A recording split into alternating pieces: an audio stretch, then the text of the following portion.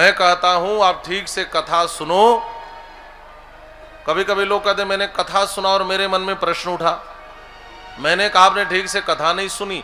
यदि ठीक से कथा सुनेंगे तो प्रश्न नहीं उठेगा, अपितु जीवन भर जितने प्रश्न आपके मन में उठते रहे हैं उन सारे प्रश्नों का समाधान मिल जाएगा। बस ध्यान से कथा सुनने सीख लें। महाराज श्री दशरथ बता रहे हैं वह मूल कारण क्या है। कितनी जल्दीबाजी में राम जी का राज्याभिषेक हो रहा है। महाराज श्री दशरथ ने कहा राघव आजकल मुझे ठीक से नींद नहीं आती, और नींद आती है तो भयंकर सपने आते हैं, और सपने में बड़ा उल्टा पलटा देखता हूं।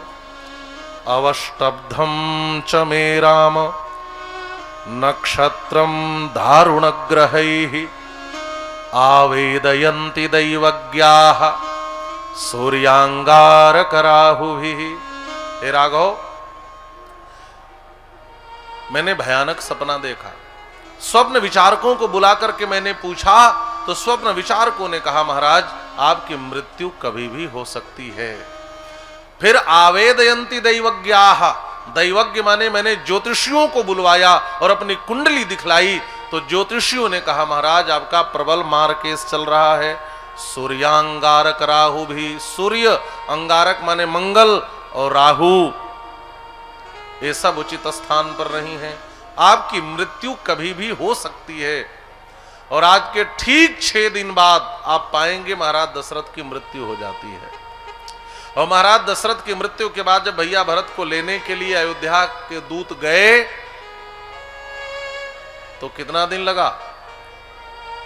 7 दिन जाने में 7 दिन आने में, सप्तरात्रोसितः पथि।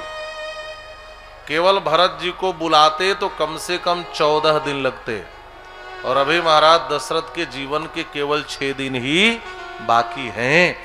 इसलिए महाराज दशरथ कहते हैं राघव इतनी जल्दीबाजी इसलिए है, मुझे यह भी पता नहीं बेटा कि कल का सूरज देख पाऊंगा कि नहीं। ऐसा ज्योतिषियों ने कहा है, इसलिए मैं कल प्रातः काल के पुष्य नक्षत्र में तुम्हें राजा बनाना चाहता हूं, तुम स्वीकृति दे दो। तब राम जी चरणों में बैठकर हाथ जोड़ करके स्वीकृति देते हैं। महाराज दशरथ ने कहा गुरुदेव वशिष्ठ के पास जाओ और वह जो आदेश दे उसका पालन करो। गुरुदेव वशिष्ठ के पास आए हैं।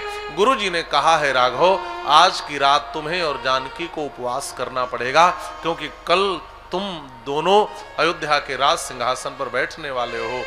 भगवान श्री राम वहां से जानकी जी के पास गए और जानकी जी को कहते हैं ऐसा व्रत करना पड़ेगा, सीतया पिब वस्तव्या रजनीयम मया सह, तुम्हें भी आज की रात्रि मेरे साथ इन नियमों के साथ रहना पड़ेगा, क्योंकि तुम कल अयोध्या की महारानी बनने वाली हो। मैया कौशल्या को सूचना दी, भाई लक्ष्मण को राम जी ने हृदय से लगा लिया, भाई मैं तो नाम का राजा रहूंगा, राज कार्य तो तुम्ही को देखना होगा। पूरी अयोध्या नगरी सजने लगी, गुलाब जल, इत्र जल, केवड़े जल का छिड़काव होने लगा, बंधन द्वार तोरण द्वार बनाए जाने लगे, महाराज ध्वज पताकाएं सजाई जाने लगी, सड़कों पर रंगोलियां बनाई जाने लगी, दीवारों पर चित्रकारियां बनाई जाने लगी। सारे अयोध्यावासी आज चारों तरफ दौड़ रहे हैं, भैया एक भी स्थल ऐसा न रह जाए जहां प्रकाश की व्यवस्था न हो। क्यों? क्योंकि राम जी राजा बनने के बाद यदि अयोध्या के राजमार्ग पर निकले और कहीं अंधकार रह गया तो हम अपने रघुनंदन के मुखचंद्र को देख ही नहीं पाएंगे। इसलिए प्रकाश करणार्थम तो निशा गमन शंकया दीप वृक्षांश था चक्रु अनुरथ्यासु सर्वसः, वृक्षों पर भी कंदील जलाए गए। कंदील आप समझ रहे हैं ना, दीपक जलाए गए, कहीं भी अयोध्या में अंधेरा न रह जाए। पूरी अयोध्या को सजाया जाने लगा। आज अयोध्या के राजमार्गों पर, वीथियों में, गलियों में, सड़कों पर महाराज जन समुद्र उमड़ रहा है। छोटे छोटे बच्चे भी खिलौनों से खेलना भूल गए, एक एक जगह खड़े हो जाते, एक दूसरे से पूछते भैया भैया तुम्हें पता है कल क्या होने वाला है? एक कहता नहीं नहीं क्या होने वाला है? छोटा बालक कहता कल हमारे लाम जी लाजा बनने वाले हैं।